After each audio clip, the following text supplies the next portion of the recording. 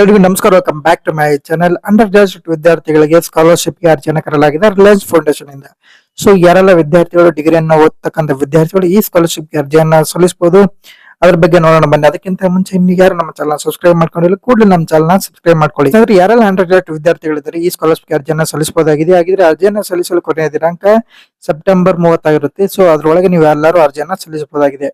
ಹಾಗಿದ್ರೆ ಅರ್ಜಿಯನ್ನ ಸಲ್ಲಿಸಲು ಯಾವೆಲ್ಲ ದಾಖಲಾತಿಗಳು ಬೇಕಂತಂದ್ರೆ ಮೊದಲದಾಗಿ ಫೋಟೋ ಬೇಕಾಗಿರುತ್ತೆ, ಪಾಸ್ಪೋರ್ಟ್ ಸೈಜ್.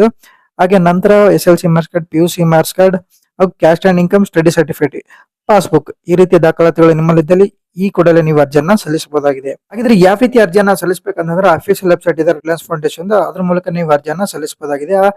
ಆ ಅಫಿಷಿಯಲ್ ವೆಬ್ಸೈಟ್ ಲಿಂಕ್ ಅನ್ನ ನಾನು ಈ ವಿಡಿಯೋದ ಕೆಳಗಡೆ ಡಿಸ್ಕ್ರಿಪ್ಷನ್ ಅಲ್ಲಿ ಕೊಟ್ಟಿರ್ತೇನೆ ಅಥವಾ ಕಮೆಂಟ್ ಬಾಕ್ಸ್ ಅಲ್ಲಿ ಕೂಡ ಮೆನ್ಷನ್ ಮಾಡಿರ್ತೇನೆ.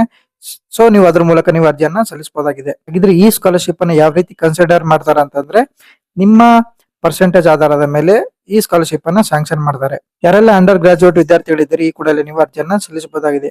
ಈ ಮಾಹಿತಿ ಇಷ್ಟವಾದಲ್ಲಿ ವಿಡಿಯೋನ ಲೈಕ್ ಮಾಡಿ ಹಾಗೂ ನಮ್ಮ ಚಾನಲ್ ಸಬ್ಸ್ಕ್ರೈಬ್ ಮಾಡಿ. ನಿಮ್ಗೆ ಏನಾದ್ರು ಡೌಟ್ಸ್ ಇದ್ದಲ್ಲಿ ಈ ವಿಡಿಯೋದ ಕೆಳಗಡೆ ಕಮೆಂಟ್ ಮಾಡಿ, ನಾವು ಅದಕ್ಕೆ ಉತ್ತರಿಸ್ತೇವೆ. ಎಲ್ರಿಗೂ ಧನ್ಯವಾದ.